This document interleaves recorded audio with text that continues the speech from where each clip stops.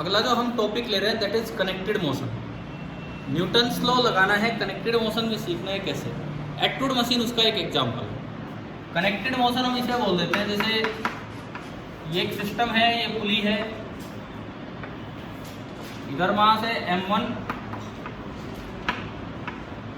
इधर मास है m2, ये है, ठीक है। मान लो m2 ज़्यादा है, that m2 is greater than m1, तो मुझे एक्सेलरेशन निकालनी है। डायरेक्ट मैं मेथड सिखाऊंगा कि कैसे एक्सेलरेशन निकाली जाती है। m2 भारी है तो ये नीचे आएगा, और मैंने माना कि ये a एक्सेलरेशन से नीचे आ रहा है, तो बदले में ये a से ऊपर जाएगा। अगर एक a से नीचे आया तो दूसरा a से ऊपर जाएगा।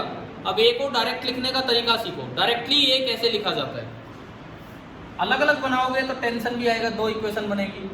आप इस पूरे सिस्टम पे फोर्स लगा दो न्यूटन्स लॉ वाला इक्वेशन, तो टेंशन इंटरनल फोर्स बन जाता है। और न्यूटन्स लॉ लगा दो along the motion. Along the motion कैसे लगता है सुनो। अलोंग द मोशन कौन कौन से एक्सटर्नल फोर्स है, टेंशन इंटरनल है। अलोंग द मोशन कौन कौन से एक्सटर्नल फोर्स है, भाई इस पे तो लग रहा है m2g, बताओ अलोंग द मोशन है कि नहीं।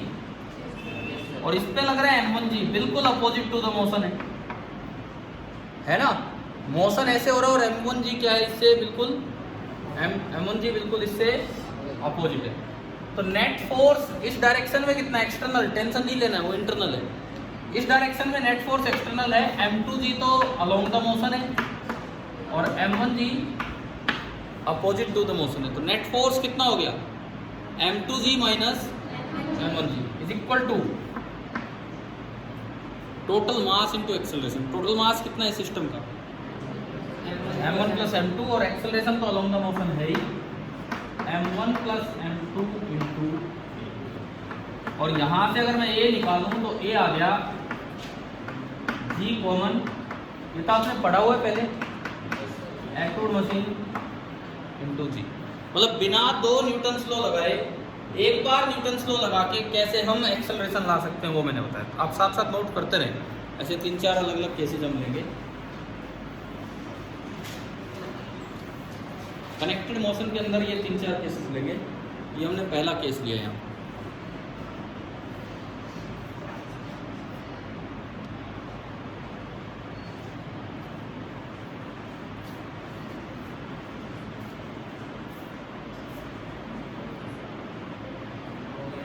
हो गया,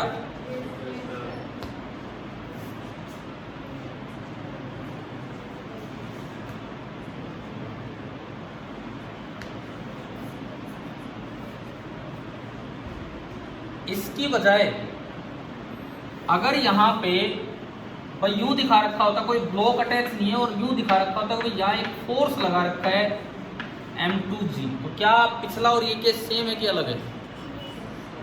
डायग्राम ही आ जाए, क्या पिछला और ये केस सेम है कि अलग है, बिल्कुल अलग है। क्या यहाँ ब्लॉक अटैच कर रखा है क्या m2 पर, अगर ब्लॉक अटैच कर रखा था तो रस्सी में m2g फोर्स नहीं था, रस्सी में तो टेंशन फोर्स था, समझ रहे हो। और यहाँ रस्सी का फोर्स दिखा रखा है, यानी कि आपको क्या दिखा दिया डायरेक्टली, टेंशन। समझ में आ रहा है। अगर ऐसे दिखाया गया है तो यूं मत मानो कि ये कोई ब्लॉक है m2 मास का, बल्कि वो आपको क्या दिखाने की कोशिश कर रहे हैं, टेंशन कितनी है वो दिखाने की कोशिश कर रहे हैं। मतलब अगर ये केस आए तो डायरेक्ट आप इस पे आओ, क्योंकि एक रस्सी में टेंशन सेम होती है। तो यहाँ से पता लग रहा है कि टेंशन कितनी है, इसका मतलब ये ऊपर की तरफ T, और T कितना होगा, m2 बड़ा है तो टेंशन ज्यादा है। अब केवल इस पे न्यूटन्स लॉ लगा दो, केवल इस पे क्या इक्वेशन बनेगी, D ऊपर है ये नीचे, लेकिन ऊपर ज्यादा फोर्स है, तो net force m2g minus m1g बराबर m1 इंटू a। तो ये देखो चेंज हो गया, चेंज हो गया कि नहीं। और यहाँ से a में ओनली नीचे कितना है, समझ में आ रहा है।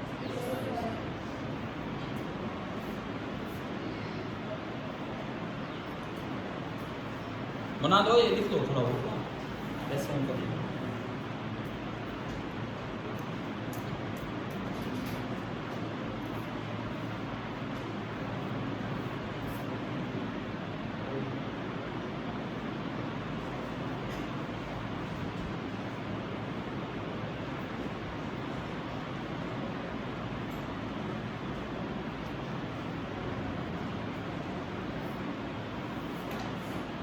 डिफरेंस आ गया समझ में, पिछले और इस केस में क्या डिफरेंस है?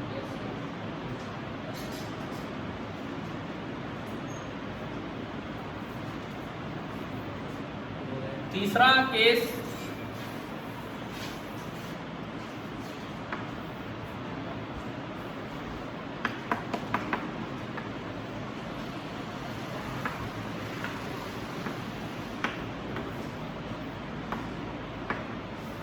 अब ये ए से आगे आ रहा है। अब ए कैसे लिखूं मैं डायरेक्ट? एक इक्वेशन से मैं ए कैसे लिखूंगा इसमें? केवल एक सिंगल इक्वेशन। फिर से along the string, along the motion आप न्यूटन्स लॉ लगाएंगे। तो देखो अलोंग द मोशन फोर्स देखने केवल, इसका वेट कितना, ये मोशन को अपोज कर रहा है कि सपोर्ट? सपोर्ट। उस डायरेक्शन में है तो सपोर्ट, अपोजिट में है तो अपोज। इसका वेट किधर है? ये मोशन को अपोज कर रहा है कि सपोर्ट? कुछ नहीं कर रहा है, ना तो इसका कंपोनेंट इधर है और ना इसका कंपोनेंट इधर है। भाई अगर ये थोड़ा उधर होता, अगर ये थोड़ा उधर होता तो उसका कंपोनेंट सपोर्ट कर रहा होगा, अगर थोड़ा इधर होता तो उसका कंपोनेंट अपोज कर रहा होता। लेकिन अभी तो ऐसा कुछ भी नहीं। तो क्या हमें ये लेना है? नहीं लेना। चलाने वाला एक ही फोर्स अब यहाँ पे कौन है? M2G। तो नेट फोर्स M2G बराबर, बराबर क्या बताओ? M1 प्लस M2 इंटू, और यहां से A आ गया M2G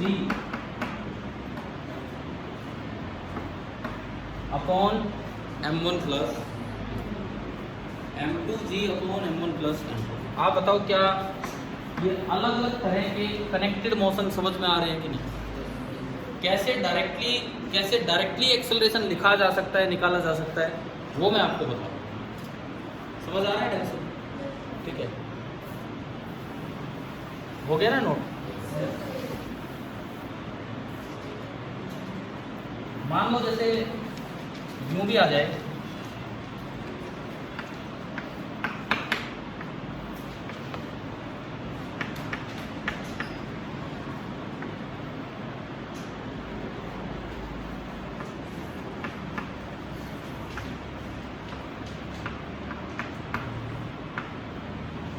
क्या ये सिस्टम रेस्ट पे रहेगा कि मोशन में?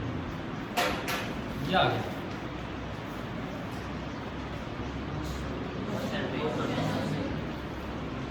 इधर कितना फोर्स दिख रहा है? वेट 10G, और उधर क्यों 5 kg तो ये है, और साथ में खींचा भी तो जा रहा है 5G से।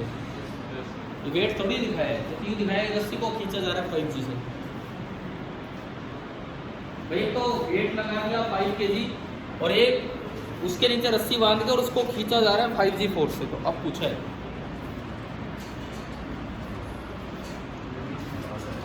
क्या होगा? देखो ये वेट वाला कोई रोल नहीं है, ये टेंशन इन द रोप। समझ गए हो? ऐसे जब भी रस्सी में फोर्स दिखाया जाता है मतलब ये इस रोप की क्या है? टेंशन। ये अलग टेंशन होगी T1 और ऊपर अलग टेंशन होगी T2। समझ आ रहा है? मान लो ये A से इधर आया और सपोज ये A से ऊपर, क्योंकि ये रेस्ट पे पूरी, तो ये A से नीचे आएगा तो A से ऊपर। पहले इसका एफबीडी बनाते हैं। इस 5 kg पे कौन कौन से फोर्स हैं? एक तो रस्सी की टेंशन T1 जो कि क्वेश्चन में दिखा रखी है हमें कितनी है, और एक इसका खुद का वेट 5G, ऊपर टेंशन T2, और एक्सेलरेशन मैंने मानी नीचे A। तो बताओ इसमें क्या इक्वेशन बनेगी न्यूटन्स लॉ की? न्यूटन्स लॉ की इक्वेशन, नेट फोर्स नीचे 5G और 5G, 10G माइनस T2 बराबर 5 इंटू, बनी क्या इक्वेशन? समझ आई? अब आप 10 kg वाले पे इक्वेशन बनाओ। 10 kg वाले पे, 10 kg वाले को देखो यही देख लो, नीचे कितना वेट है 10G और ऊपर टेंशन है T2, और जा किधर रहा है? ऊपर। तो ऊपर वाली डायरेक्शन को पॉजिटिव लेते हुए इक्वेशन बनाएंगे तो नेट फोर्स होगा T2 माइनस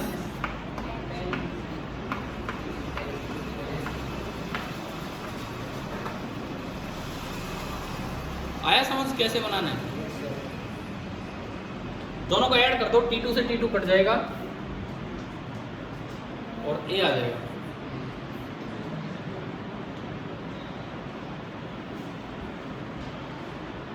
पहली बात ये बताओ कि इक्वेशन समझ आ गई कि नहीं, कैसे बनाई? देखो इसमें टेंशन 5G दे रखी है, उसके हिसाब से हमने लिखा है ना। आप दोनों को ऐड करेंगे तो T2 से T2 गया, 10G से 10G, तो 15A बराबर कितना आ गया? 0। A भी कितना आएगा? 0। क्या ये चलेगा? नहीं चलेगा, रेस्ट करेगा। समझ में आया? अच्छा, अगर ये यहाँ पे 5G की बजाय 2G होता सपोज, तो फिर हम अलग तरीके से निकाल लेते और ये चल पड़ता। तो अभी ये बताओ कि कनेक्टेड मोशन वाले डिफरेंट केसेस क्या आपको समझ आ गए हैं कि नहीं? क्लियर हुआ सभी को? ठीक है। अब एक चीज़ और मैं आपको सिखाता हूँ कि एटवुड मशीन जो होती है उस पर पुली पे रॉप कितना फोर्स लगाती है।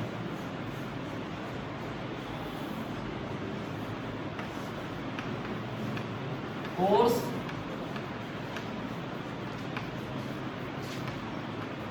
exerted by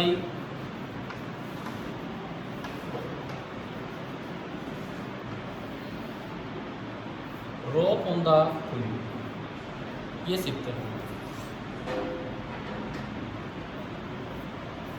सपोज एक सिंपल एक्टोड मशीन है,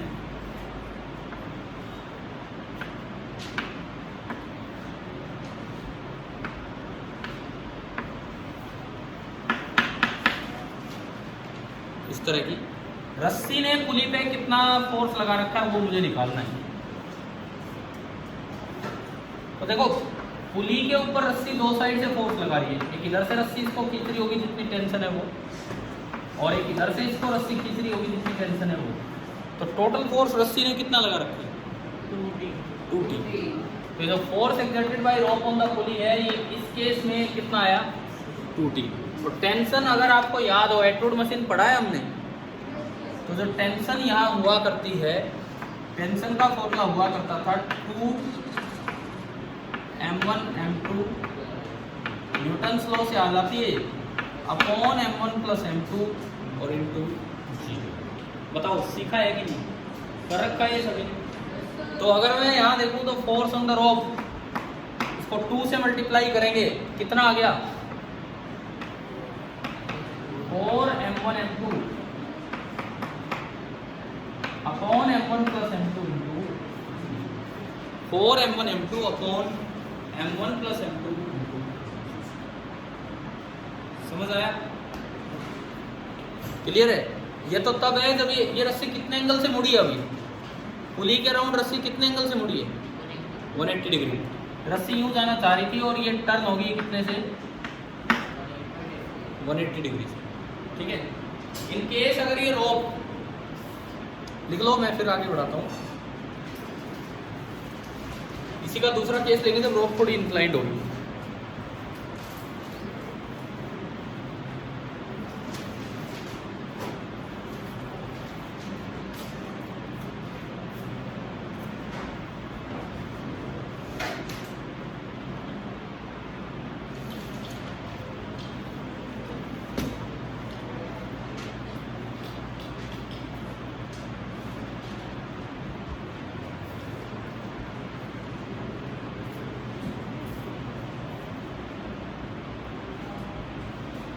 चले आगे बढ़े।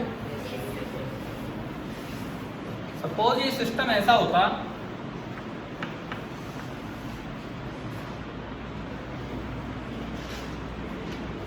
रोप में टेंशन है टी हमने कर लिया कैलकुलेट जैसे भी हुआ, और ये दिया है कि रोप थीटा एंगल से टर्न हुई है। थीटा कौन सा एंगल होगा? ये एंगल आपका क्या होगा? पिछली बार थीटा कितना था? पिछली बार 180, तो आंसर आया था 2T, है ना। अब देखते हैं अगर रस्सी में टेंशन T है तो force exerted by rope on the पुली क्या होगा। अब अगर रस्सी में टेंशन T है और ये एंगल थीटा है तो force exerted by rope on the पुली क्या होगा?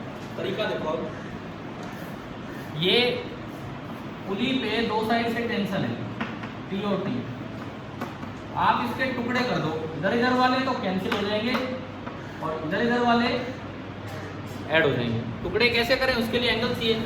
पूरा थीटा तो ये कितना बचा, और बिल्कुल आधा करेंगे तो 90 माइनस थीटा, समझ गए हो? तो आधा करेंगे तो 90 माइनस थीटा। अच्छा जी, अगर ये 90 माइनस थीटा है, ये पूरा 90 है, तो ये कितना बच गया थीटा, और इधर से ये भी थीटा ना, आधा सही नहीं करवाया आपने। 180 माइनस थीटा का आधा करोगे तो कितना होगा, 90 माइनस थीटा बाई 2। तो ये भी इधर वाला बचा थीटा बाई 2, और ये भी इधर वाला क्या बचा, थीटा बाई 2। तो अब देखो ये एंगल थीटा बाई 2 और ये एंगल भी थीटा बाई 2। तो टी का ये component T cos theta by 2, और ये सिमिलरली टी का ये component T cos theta by 2, और ये वाला टी, ये दोनों तो कैंसिल हो गए। तो नेट फोर्स बताओ कितना आया, पुली के ऊपर रस्सी ने जो फोर्स लगाया वो कितना आया, 2t into sine of theta by. समझ आया कि नहीं आया? फिर से बताऊं, सुनो एक बार, पहले ये चेक करो कि अब पिछला केस भी इससे आ रहा है। पिछली बार एंगल कितना मुड़ी थी रस्सी, 180। तो अगर मैं थीटा को 180 रखूं तो 180 बाई 2 कितना होगा, 90, साइन 90 1। तो क्या 2t आ गया? क्या पिछली बार आंसर 2t था? समझ गए हो? और नहीं तो अगर रस्सी थीटा एंगल से मुड़े तो force on the pulley by the rope होगा 2t साइन थीटा बाई 2। तो रटने का काम नहीं करना चाहिए, कैसे है वो सीख लीजिए। फिर से पूछा, मैं बता देता हूँ। ये रस्सी यूँ मुड़ी तो थीटा एंगल से मुड़ी, तो दिया है, ठीक है। रोप में टेंशन कितनी है, टी। रोप में टेंशन है टी। आपको ये बताना है कि इस रस्सी ने पुली पे नेट फोर्स कितना लगाया। तो मैंने पहले एंगल ही निकाल ली।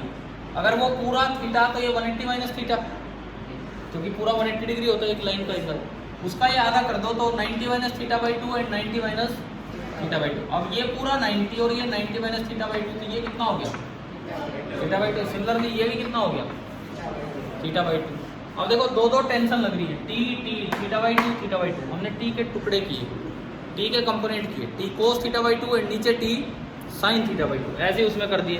ये दोनों कैंसिल हो गए अपोजिट डायरेक्शन, और ये दोनों ऐड हो गए। तो नेट फोर्स जो नीचे की तरफ लगा वो ये लगा। फिर मैंने कहा स्पेशल केस आप चेक कर सकते हो। अगर थीटा 180 डिग्री है, जैसा कि एक्ट्रूड मशीन में था, तो थीटा बाई 2 आपका कितना हो जाएगा। अगर थीटा 180 डिग्री है तो थीटा बाई 2 कितना हो जाएगा, 90 डिग्री। 90 डिग्री करने पे जो फोर्स आएगा वो आएगा 2t साइन 90 डिग्री, और साइन 90 कितना होता है। तो अभी बताओ क्या ये कनेक्टेड मोशन और ये पुली और एक्ट्रूड सिस्टम और इन पे कैसे क्या फोर्स निकालना, क्या ये समझ आ गया कि नहीं है? ठीक है, चलिए आगे फिर कल देखते हैं। Thank you.